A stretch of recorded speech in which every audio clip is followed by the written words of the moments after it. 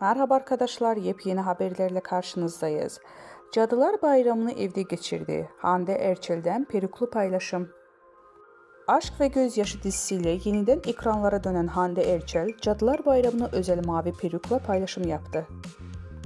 Eylül ayının başında iş insanı Hakan Sabancı ile 3 yıllık ilişkilerine nokta koyan Hande Erçel, ayrılığın ardından tüm enerjisini kariyerine yöneltti. Son dönemde hem dizide hem de uluslararası işbirliğinde adından söz ettiren Hande Erçel, bu kez evinde yaptığı renkli paylaşımla gündeme geldi. İşte o görüntüleri sizlere sunuyoruz.